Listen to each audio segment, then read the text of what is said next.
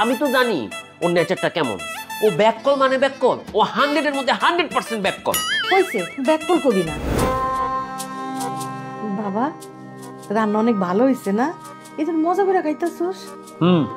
ভালো হয়েছে। তুমি খাবা না? খামো নে, বউ মা হোক তারপর একসাথে খামো। বাবা, তোর একটা কথা কই। না মা, কোনো কথা বলো না, কোনো কথাই বলো না।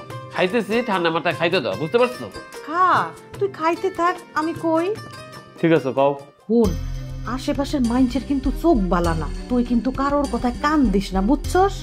আরে আমি আমার বৌমার কথা কইতাছি, ওই কিন্তু অনেক সহজ সরল। আমি ওরে বাচ্চা নিয়ে আইছি, ও দেখতে কেমন তুই তো ভালো কইরাই জানোস। গায়ের রংটা, চোখটা মাশাআল্লাহ কি সুন্দর, সবাই দেখা তো তাজ্জব হইয়া যায়। সবাই কয় এরকম সুন্দর একটা মাইয়া কই থেকে নিয়ে আইছস। হুন বাবা, তোরে কিন্তু সবাই কান পরা দিব, তুই কারোর কান পরা শুনিস না। সবাই কইব তোর বউ ব্যাককল। আমি তো জানি আমার বউ ব্যাককল না, আমার বউ তো সহজ সরল, একবারে মাটির মানুষ।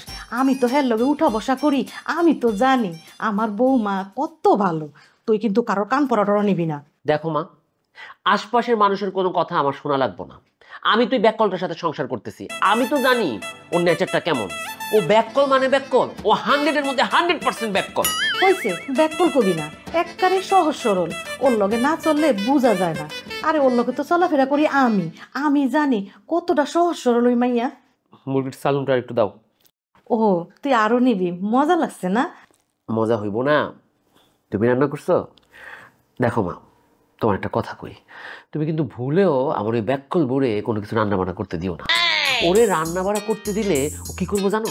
সব খাবার দাবার একসাথে মিশিয়ে রান্না করে আইনা বলবো আমি বুদ্ধি খাটিয়েছি, আমি বুদ্ধি খাটিয়ে রান্না করেছি। বাবারে, ব্যাককল কোয়া তো ভালো না। আর ব্যাককল কইলে বৌমার মনটা খারাপ হয়ে যাইব না? তুই আর ওরে ব্যাককল কবি না। হ্যাঁ, রান্না বান্না করবো কেন? যতদিন আমি বাচ্চা আছি আমি রান্না বান্না করবো। হ্যাঁ তো খালি কই আমার একটু গরম টরম করে দেওয়ানের লেগে। এই যে কইলাম দুধটা ডাইলটা গরম করে নিয়ে আইতে।